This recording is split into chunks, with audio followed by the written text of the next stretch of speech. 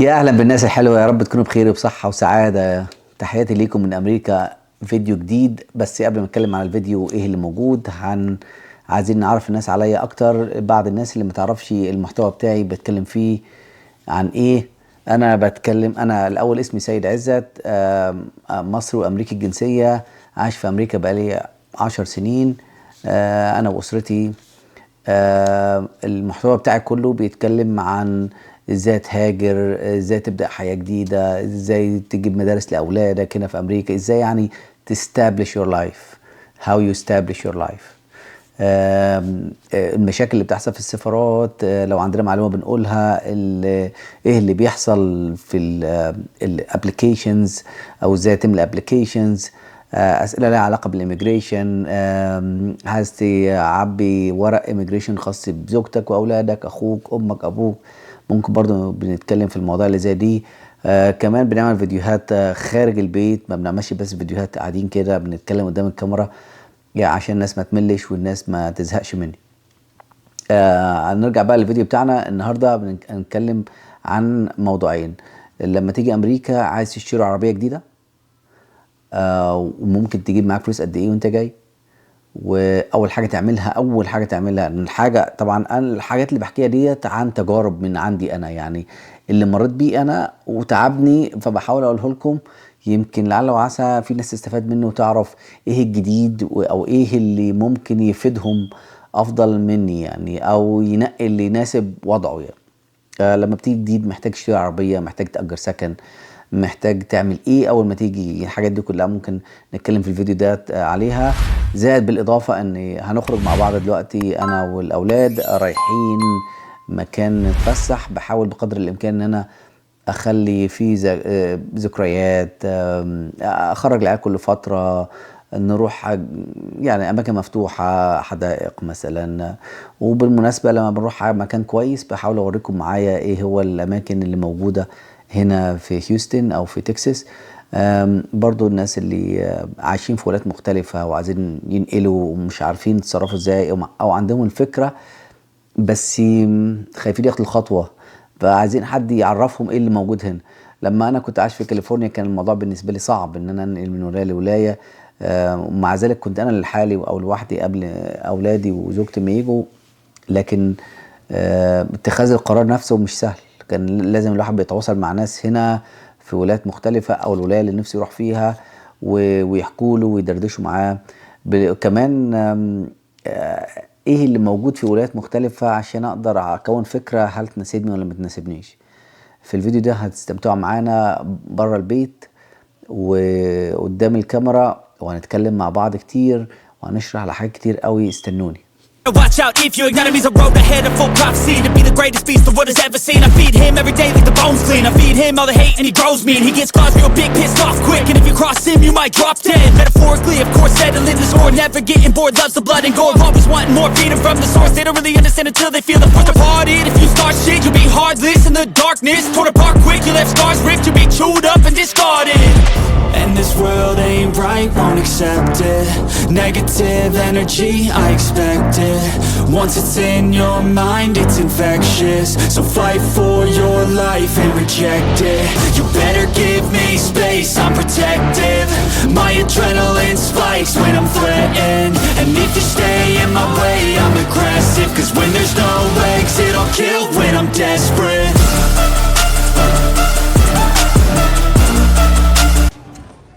تعالوا بقى معانا، احنا عايشين في مدينة هيوستن، ولاية تكساس.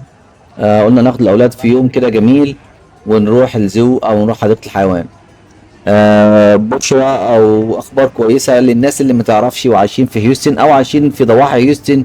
في كل Tuesday of each month, first Tuesday of each month تذاكر فور فري. يعني انت بتحجز تذكرة 2-3. رحت انا والاولاد وزوجتي نقضي يوم هناك فور فري. تذاكر بتخش على الويب سايت، ممكن احط لكم الويب سايت في الديسكريبشن، وتقدر تحجز تذاكر كل شهر وقبلها بفتره، بتنزل قبلها بفتره يعني.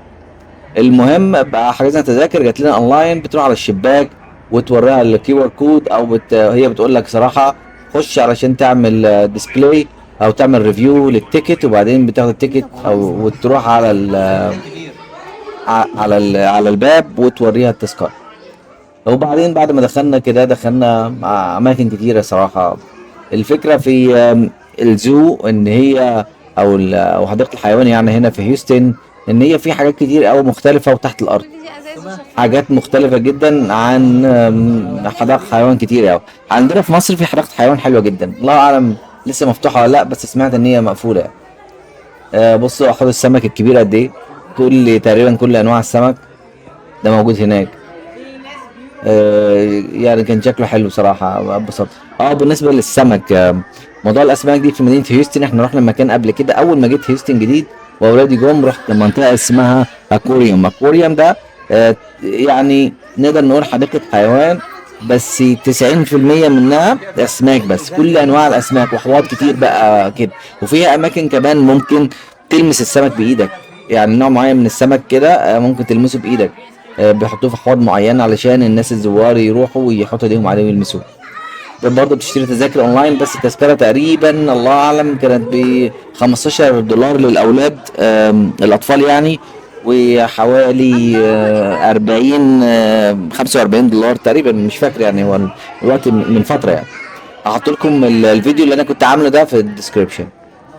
مدينه هيوستن فيها نسبه عرب كتير جدا، يعني قابلنا هناك مصريين كتير قوي يعني، ما بيتكلموا رايحين برضو مجاميع وكده. اول ما دخلنا شوف الحاجات اللي موجوده تحت الارض هنا كتير، زي يمكن ده اللي مخليها يعني شيقه شويه.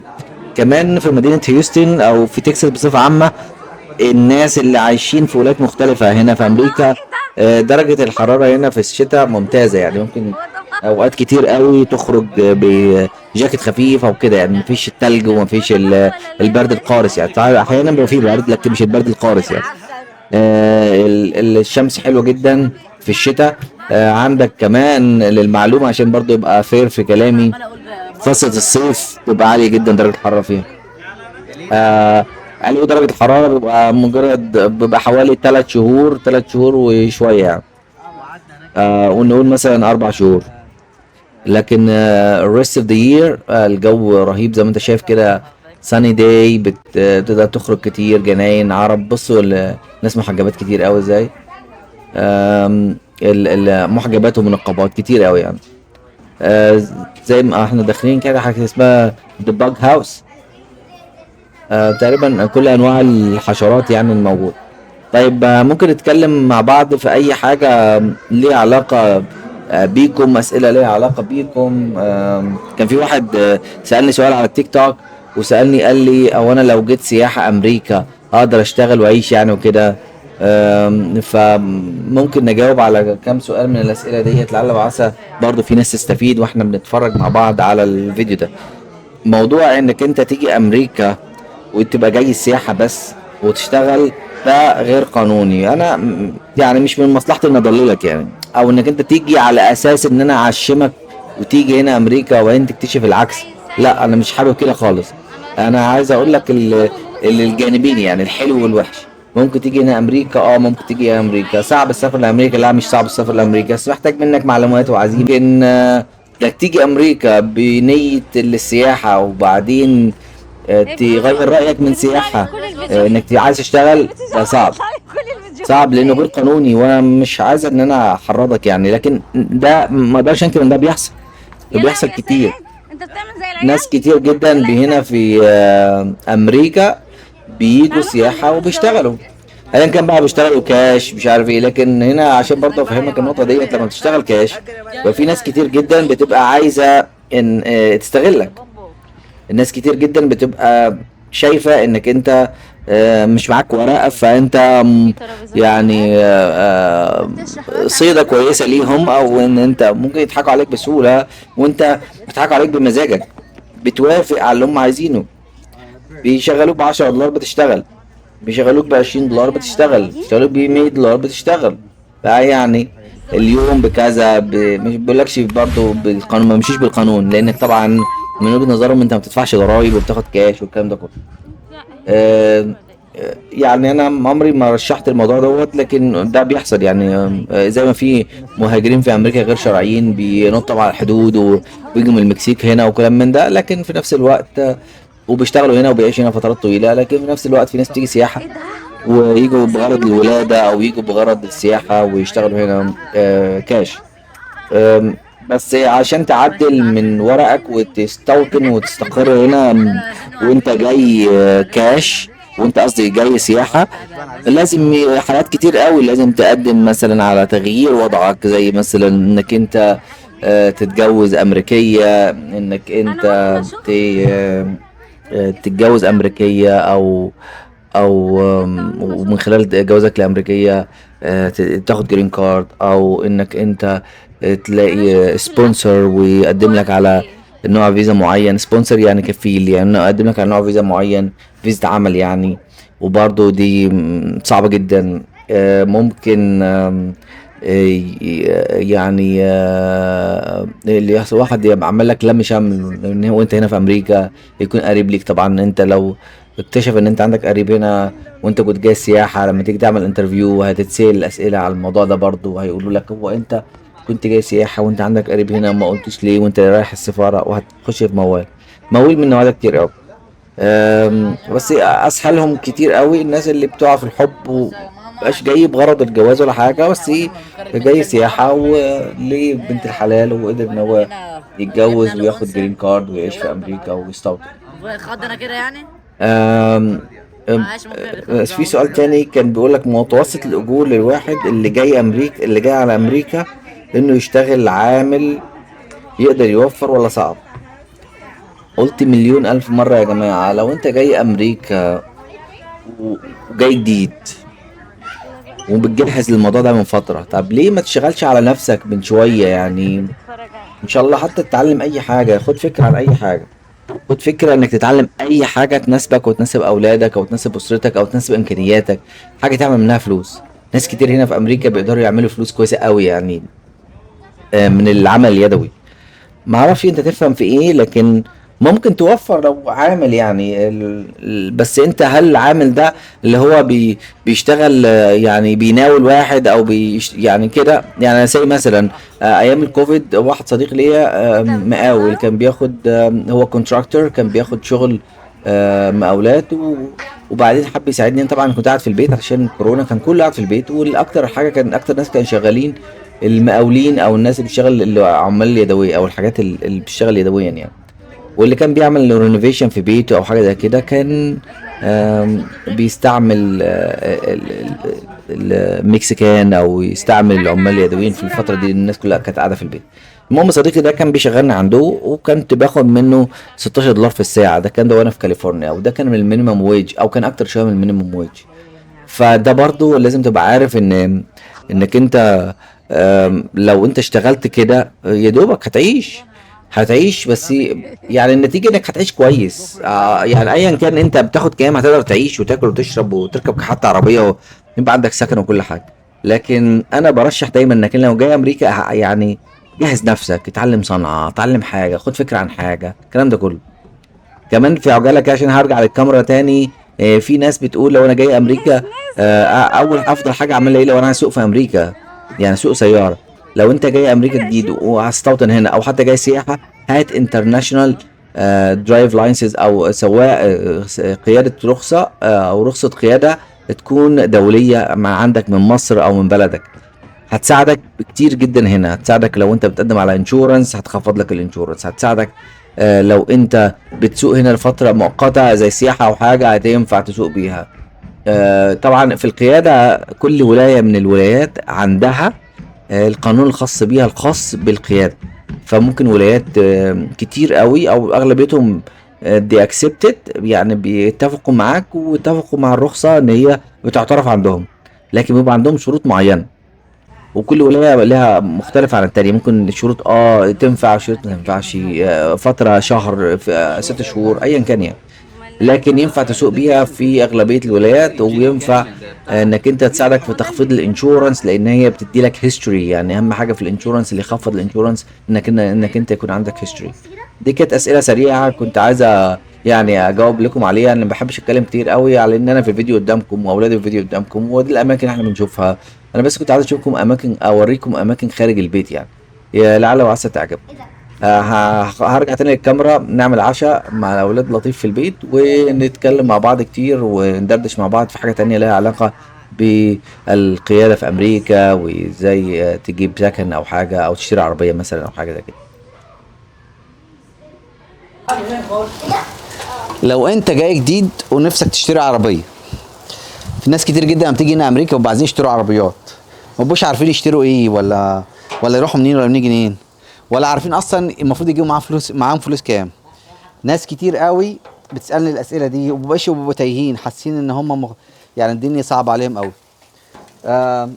لما تيجي جديد، اولا لازم يكون معاك مبلغ كويس، مبلغ يعني يناسبك ويناسب اسرتك، خاصه لما كنت معاك اطفال او زوجه او حاجه. المبلغ يعني يكون على الاقل خالص يكون ما بين 5 ل 7 $8000 كاش بقى، فيزا، ايا كان، المهم يكون معاك مبلغ. المبلغ ده يساعدك لما تقف على رجلك، لحد ما تجيب شغل، لما تحاول تعمل اي حاجه. تعالى بقى، لو عايز تشتري عربيه، دي اهم حاجه هتعملها اول ما تيجي هنا امريكا. عايز تشتري عربيه، طيب لو انت هتشتري عربيه، اشتري عربيه الاول ولا واشتري بكام ومنين؟ اغلبيه الناس اللي بتيجي جديد امريكا ما بيبقاش عندهم كريدت كارد، وما بيبقاش عندهم كريدت سكور، وما بيبقاش عندهم حساب في البنك. يبقى انت اول حاجه تعملها بتجيب شغل، ولو ما عندكش شغل بتجيب العربيه من خلال الشغل. طيب اعمل ايه؟ افضل حاجه واسرع حاجه انك انت تروح على فيسبوك ماركت. فيسبوك ماركت بتلاقي فيه ناس عندهم عربيات، والعربيه عايز يبيعها، بيجدد، بيطور، جاب احدث، عمل بها حادثه، يعني حاجه كده يعني بسيطه، مبقاش طايقها، الانشورنس هياخدها منه، ايا كان وات ايفر، يعني المشكله اللي عنده وعايز يبيعها، عايز يخلص منها. انت دي فرصتك، انت تشوف عربيه تلاقي سعرها. بس انت طبعا اللي بيبقى على الفيسبوك ماركت ناس كتير جدا عايزه تبيع، بيبقوا من الاهالي نفسها. لكن في طبعا شركات كبيره، وفي ديلرز، وفي ناس عندهم عربيات بيبيعوا، بيتاجروا فيهم على الفيسبوك ماركت ده. هنا في امريكا الفيسبوك ماركت مشهور جدا ومعروف قوي، اكتر من منصات كتير قوي. ما تروحش الديلر، وما تروحش اي معرض، وما تروحش لواحد يقول لك مكتب الفلاني، لان ده محتاج ورق، والورق ده لازم يكون شغل، ولازم ما يكون عندك كريدت وكده موال يعني. فده انت بتشوف على الفيسبوك ماركت، تشوف عربيه تناسبك، تلاقي عربيه مثلا 5000 6000 7000 على حسب.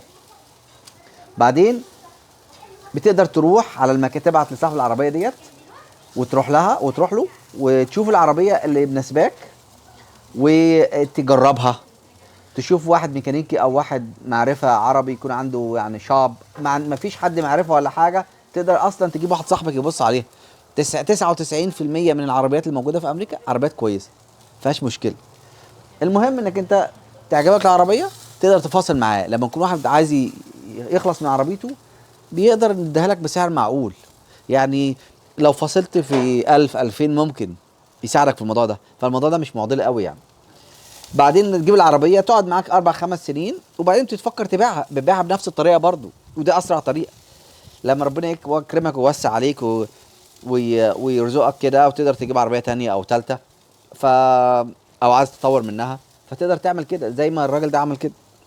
ودي فكره كويسه جدا، دي افضل شيء انك ممكن تشتري بيه عربيه. طبعا انا بقول ليه العربيه في الاول، لان العربيه دي اهم حاجه هنا في امريكا، لانك انت اول ما تيجي امريكا محتاج عربيه. المواصلات العامه هنا مفيش حد كتير قوي بيعتمد عليها، لانك هتتاخر وظروفك مش سالكه زي عندنا في مصر. عندنا في مصر او في اي دوله تانية سهل قوي انك تتحرك، لكن هنا لا، الموضوع صعب. الا اذا طبعا اوبر ده تكلفته تكلفه وميزانيه تانية عليك. خد بالك من النقطه دي. الفلوس برضو اللي معاك اللي انت هتجيبها وانت جاي مهمه جدا. المبلغ اللي هتجيبه وانت جاي تعتمد عليه، تقف على رجله. كمان عندي نصيحه ليك مهمه جدا. لو انت يا سيدي جاي امريكا، جاي انت اولادك او جاي لوحدك، ما فيش حد هيقدر يقف جنبك في الدنيا الا اخوك. لو عندك اخ، يعني اخوك او اقرا او ابوك او امك. لكن اي حد تاني تتخيل انه ممكن يقف جنبك ويساعدك ويعمل لك حاجه؟ ما اعتقدش. طبعا هي واقفه ورا الكاميرا بتقول لك ومراتك اقرب الناس ليك هم دول فعلا اللي يقفوا جنبك.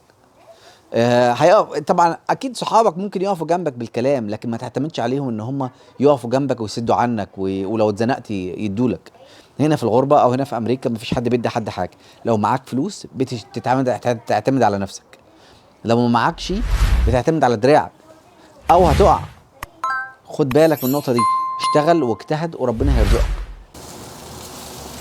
من الحاجات المهمه جدا اللي انت لازم تعملها اول ما تيجي وتهتم بنفسك، انك تفتح حساب في البنك.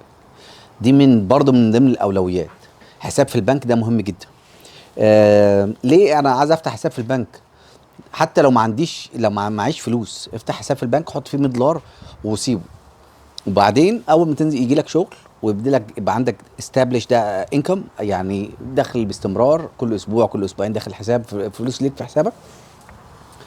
لينا حتى لو كان في حسابك في البنك فيه بس $100 بس، حاجه بسيطه تفتح بيها حساب في البنك.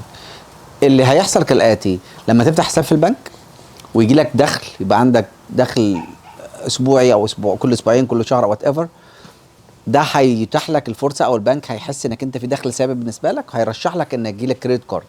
ولما يكون عندك كريدت كارد تقدر بعد كده بقى تقدم على سكن، تتأجر عربيه، تعمل كل الحاجات اللي الناس هنا بيعملوها. يعني لو انت عايز تشتري عربيه مش هينفع تشتري عربيه الا اذا كان عندك كريدت كارد. لو انت عايز تتأجر سكن مش هينفع تتأجر سكن الا اذا كان عندك كريدت كارد.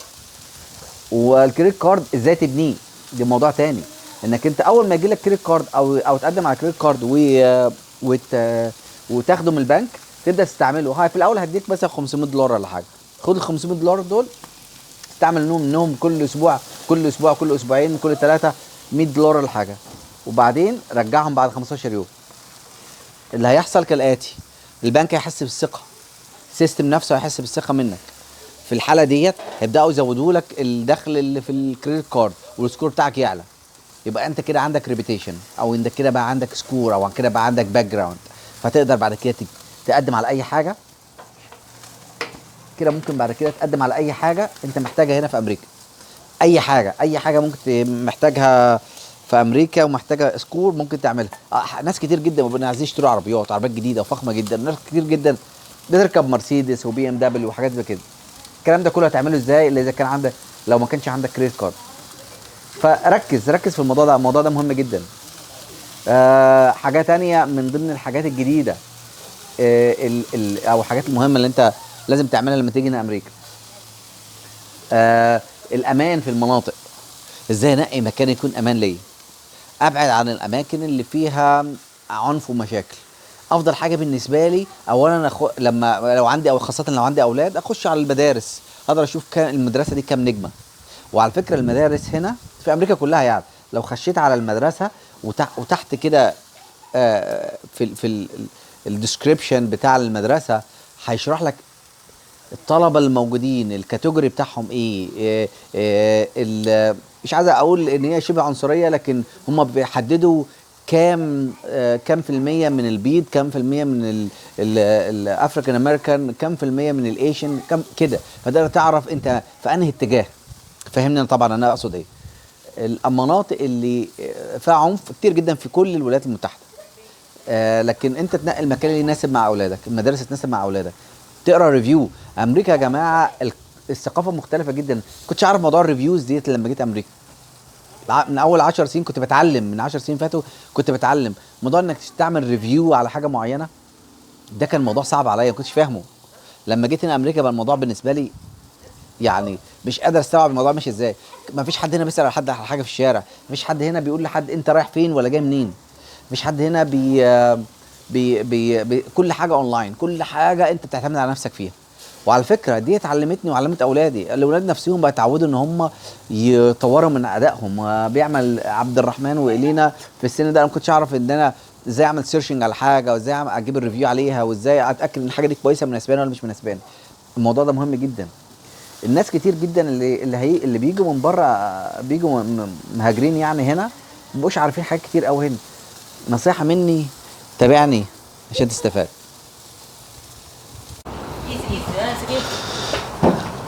تعالى اقول لكم على حاجه بتحصل في المدارس مع عيال. انا كل يوم بسال اولادي كل يوم ايه اللي بيحصل في المدرسه، ايه اللي حصل. كتير قوي بيحصل حوادث في المدرسه عندنا.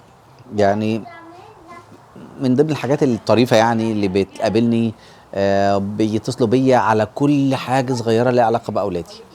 ابنك اتخبط الحاجه الفلانيه وهو كويس، بس احنا بنحاول نقول لك ايه اللي حصل.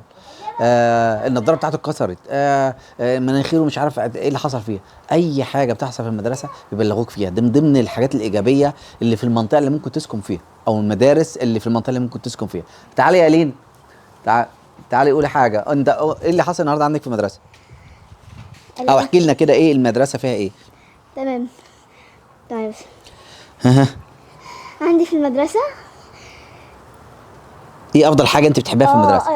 بص، افضل ايه احسن حاجه يعني ايه الحاجه الواو اللي في المدرسه اللي انت مخليك تحبي المدرسه؟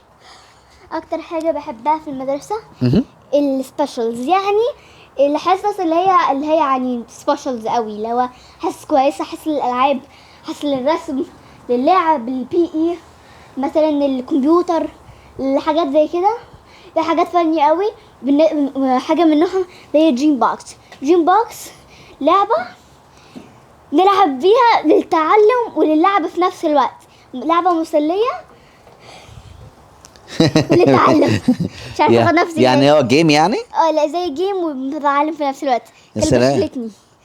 انا على العموم المدارس فيها حاجات من ضمن حاجات صراحه يعني شيقه. يعني الاطفال بيقضوا يوم في المدرسه، يوم قيم جدا، يوم ممتاز جدا. بيجوا من المدرسه صراحه هلكانين. طبعا بالاضافه ان عندهم بريك في المدرسه، والباص بيجي ياخدهم ويوديهم ويجيبهم. اللي هو اللانش تايم. اللانش تايم حاجه بصراحه كويسه جدا. اهتمام بكل تفاصيل اليوم الدراسي. الناس هناك على اهم على اهب الاستعداد. الناس هناك على اهب الاستعداد. على اهب. اهم. الناس هناك كلهم مستعدين على اتم الاستعداد. الناس هناك طول اليوم على اتم الاستعداد. بيعملوا كل ما في وسعهم ان هم يقدموا.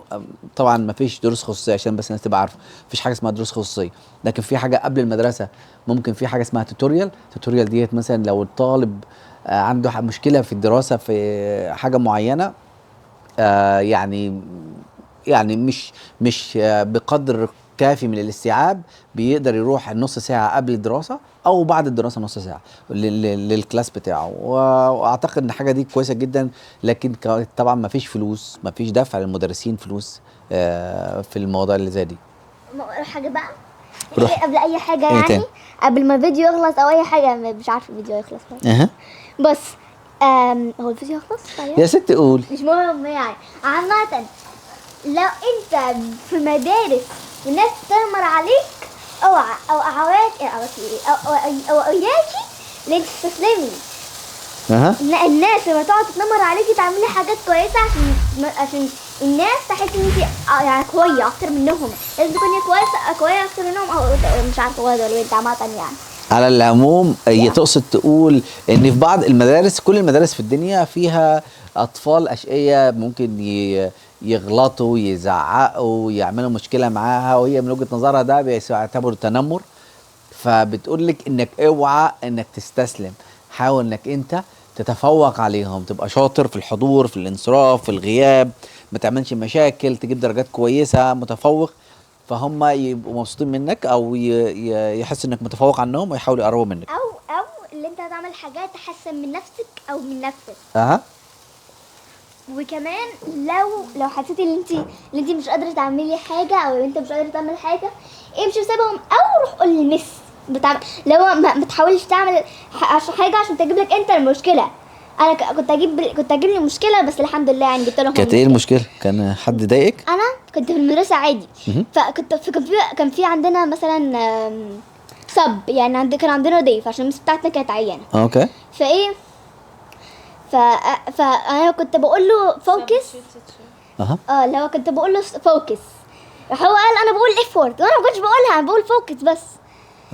بس ميس اندرستاند. لا هو مش ميس اندرستاند، هو رخم كده، هو طبعه كده. فايه راح قال لي المس بتاعت الحصه الثانيه، عشان المس بتاعت الحصه الثانيه الاخيره يعني مش غايبه. فلما راح قال لها قالت لي انت بتعملي مشاكل ليه؟ قلت لها لا انا ما عملتش حاجه، انا كنت بقول فوكس. قلت لها طب هم بيقولوا ده صح؟ قلت لهم لا انا كان في واحد قال لي انا ضربته بس انا ما ضربتوش. ده مشاكل دي اوكي اوكي. فايه فانا قلت لها ما عملتش حاجه، هم بيكرهوني كده من غير سبب. فراحت ندهتهم وقلت لهم اياكي او اياك، لا اياكي ايه، او اياك واياك واياك اللي انتوا تكلموها او تبصوا لها او واو معاها. واو قلت لهم هم مشكله. واو جود جوب. انا كنت عندها 9 سنين بس. للمعلومه انا عايزك كنت عايز اقول ايه تاني. اتمنى الفيديو يكون عجبكم. تحياتي لكم. فيديو خلص وكده يكون الفيديو خلص. تحياتي ليكم، يا رب تكونوا دايما في اتم سعاده وهنا. don't forget subscribe share don't forget subscribe share and leave me a comment. سيب لي الكومنت في الكومنت سيكشن وان شاء الله ارد عليك لو محتاج اي مساعده. قبل اي حاجه ايه تاني؟ قبل اي حاجه كان معاكم الشيف سيد. السلام عليكم. لا